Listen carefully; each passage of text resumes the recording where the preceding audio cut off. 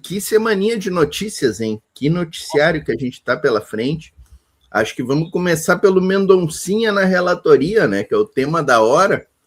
Aliás, ontem, Suman, não sei, eu falei na hora que a Voz Trabalhadora era o primeiro programa a dar a notícia do Mendonça como relator, que a gente estava ao vivo, aí alguém lançou no chat, eu já fui ali no Google, já joguei ali, e estava a notícia bem fresquinha, e trouxemos ao vivo e a cores aqui, né? E assim, né, Suman, uma primeira abordagem já bem definitiva, né? Acho que vai acabar em pizza, hein, o Banco Master. Tem tudo para acabar em pizza. Tem tudo para acabar em pizza, Suman, com o André Mendonça de relator. Eu tenho uma outra visão. Eu acho que justamente o André Mendonça não deve ter gostado nada de ter sido sorteado relator, porque o que vai ter que ficar agora é o pau do Chico para o Francisco. E ele não vai poder piscar. Ele vai ter que andar muito na linha, porque vamos combinar uma coisa, quem é o André Mendonça, no sentido de status perto do Toffoli? Ninguém. E o Toffoli roeram. E se deixar, vão tentar roer o Alexandre de Moraes, que é mais difícil. Então o Mendonça não vai poder tirar o pé da risca. Isso pode ser um bom sinal. Não estou dizendo que ele, por deliberada decisão, vai fazer cumprir a justiça, vai lá atrás do Zetel da Lagoinha, mas ele não tem muito para onde correr agora. Não tem muito para onde correr. O processo, na verdade, está bem encaminhado, né? Meio que chovendo molhado. Tem fartura de provas, né, Portinho? Assim, uma questão interessante, né, Suman, do que aconteceu ontem ali no STF, foi exatamente essa decisão deles não conhecerem da arguição de suspeição, né?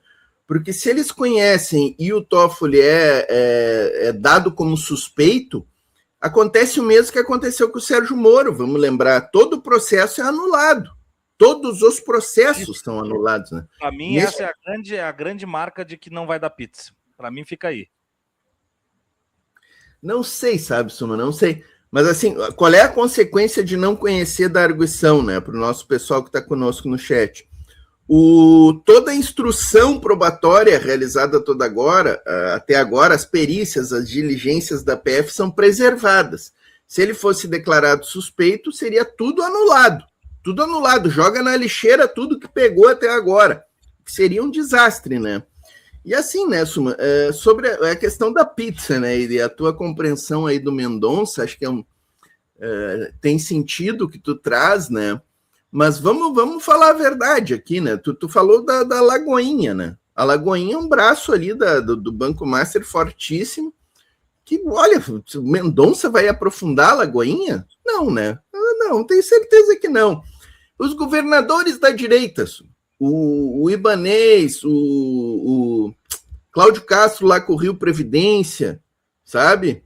São da turma da primeira turma do Jair Bolsonaro e do bolsonarismo, raiz, né? O Ibanez era o cara que estava, sabe? Sem o Ibanez, Suma, não teria tido a tentativa de golpe, não teria tido 8 de janeiro.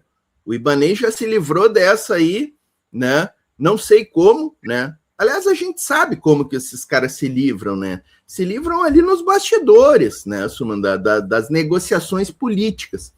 Então, provavelmente, a questão do Ibanez vai esfriar agora, o Rio Previdência.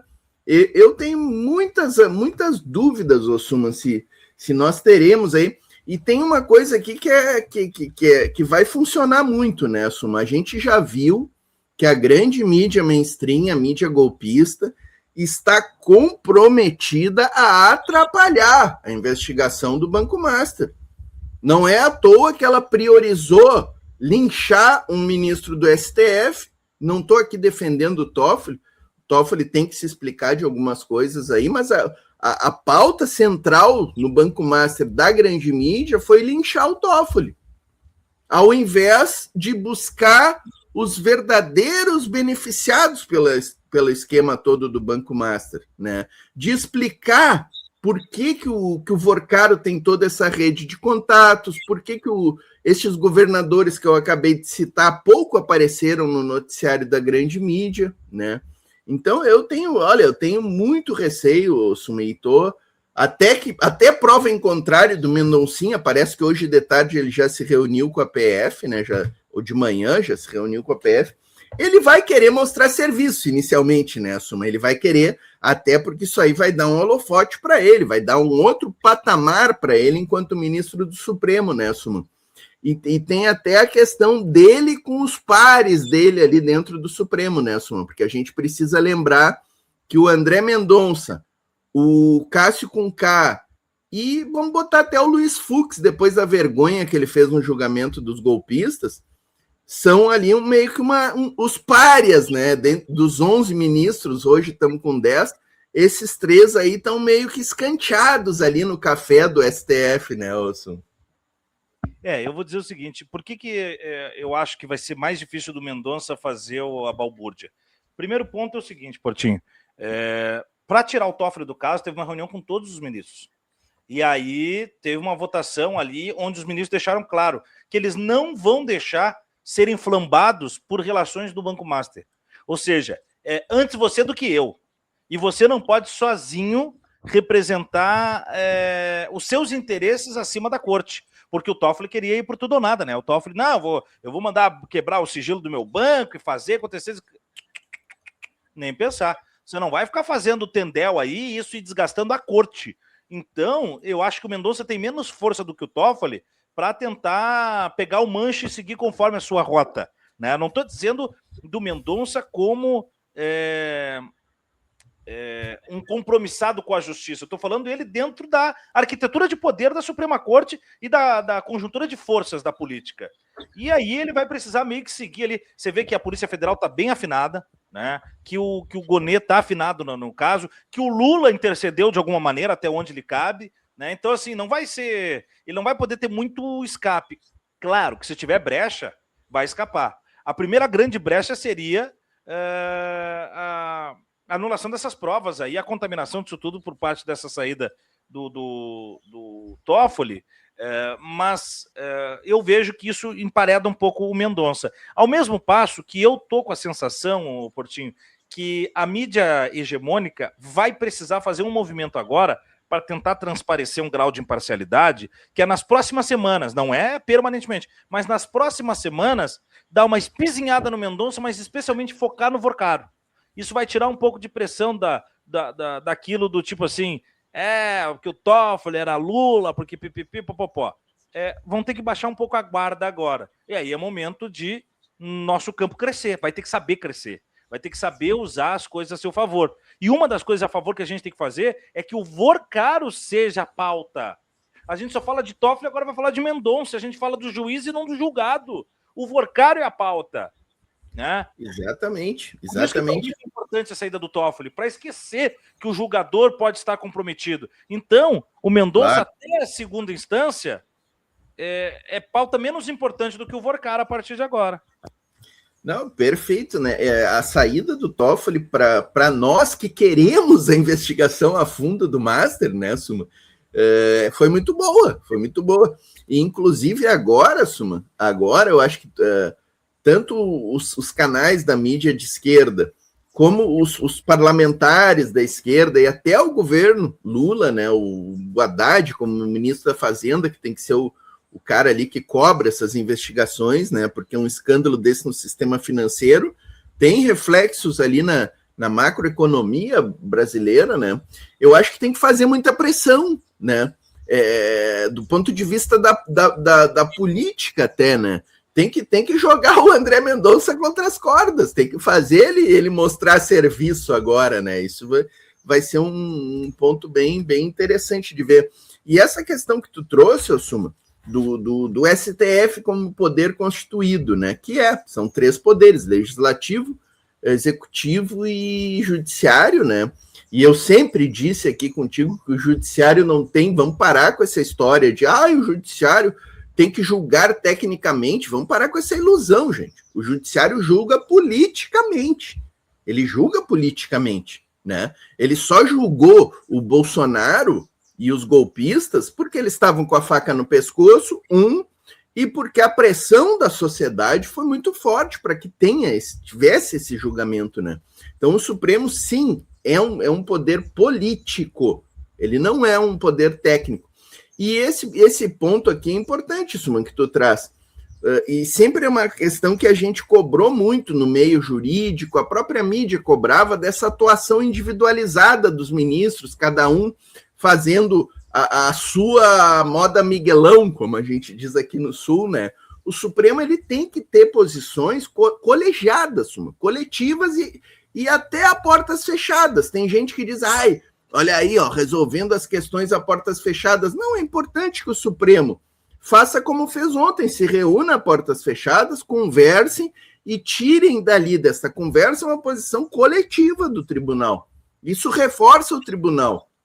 E para nós, da esquerda, embora a gente tenha que criticar o judiciário, o STF, ser antissistema e não acreditar no STF, porque o STF é um braço legitimador dos negócios da burguesia, para nós é importante que a gente tenha um judiciário fortalecido, né? Ainda mais num momento como esse que a gente está lutando contra o fascismo, né, Suman? Contra o fascismo. O fascismo está aí dia e noite atuando, né, Suman? Dia e noite eles estão atuando aí. Eu vou dizer, a gente tem que avaliar a questão pelo grau de complexidade que ela apresenta. Não adianta ficar nem binário, nem simplificador. Não, eu sou Dias Toffoli Futebol Clube.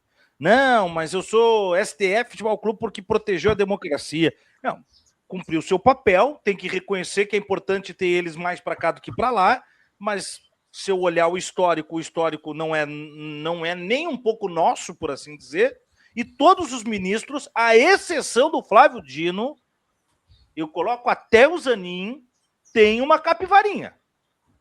Pelo menos de voto ruim. Eu não estou dizendo que tem crime, que tem corrupção. Alguns têm. Agora, todos têm pelo menos votos muito ruins. À exceção do Flávio Dino até agora. É o único invicto.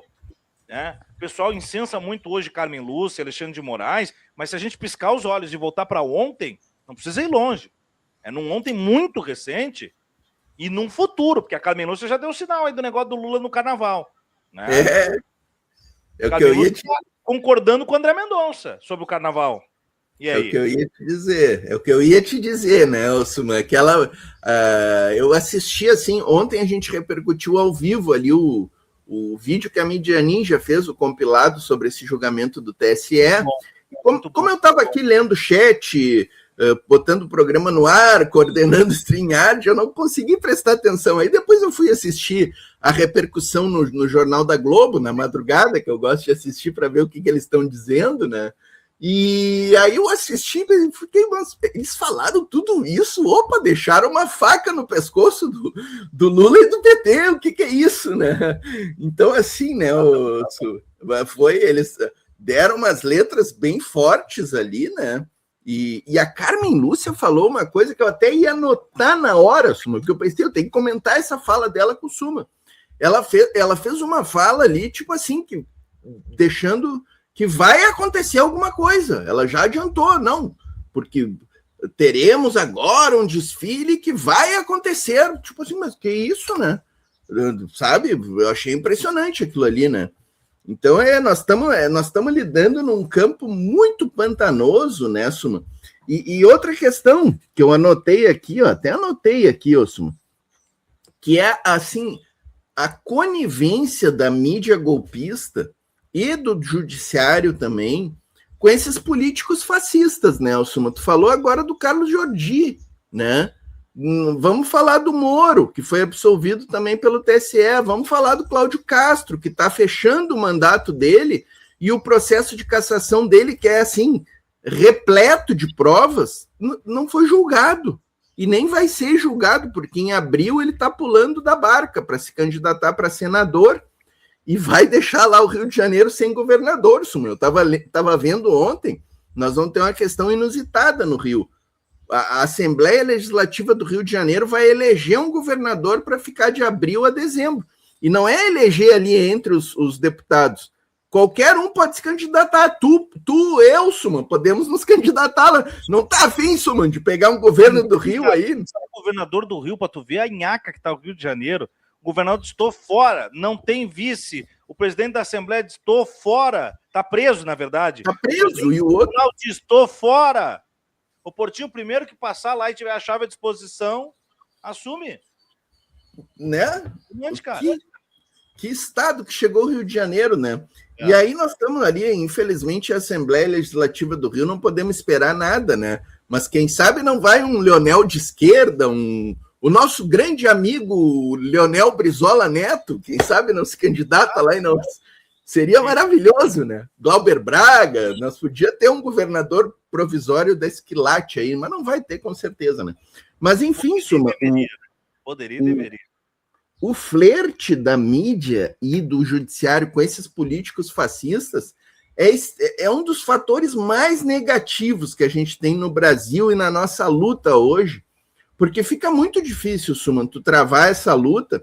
A gente viu a importância do judiciário atuando no processo do golpe, né, que a gente exalta diariamente aqui, mas assim como eles condenaram o Bolsonaro e os milicos golpistas, eles passaram pano para centenas de deputados fachos aí que cometeram crimes impressionantes contra a nossa democracia, né, Sum? E que já deveriam estar afastados há muito tempo dos seus cargos, né, Sum? E assim, Suman, até abrindo aqui um outro debate, que eu falei do flerte da mídia com os políticos fascistas, né?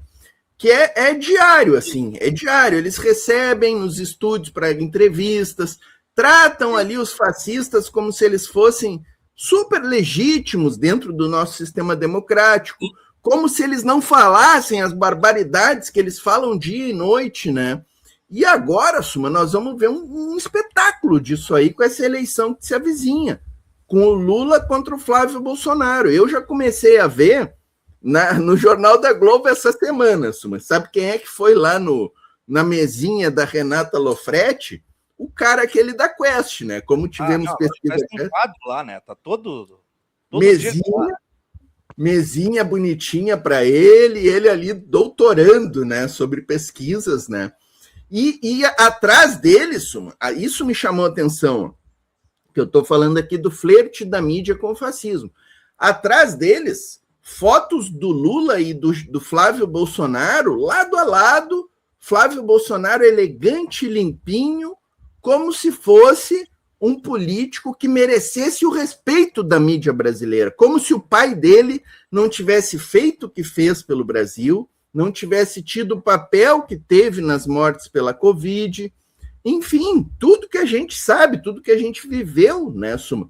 O Flávio Bolsonaro é normalizado como um candidato da direita que merece, assim, até aplausos em alguns momentos ali dos comentaristas da mídia golpista, né? Eu fico indignado, Suma. Eu fico indignado com esse tipo de coisa, porque normalizar fascismo, Suma, a gente sabe aonde vai dar, né? A história nos conta. Eles são bons nisso, né? Eles são bons nisso.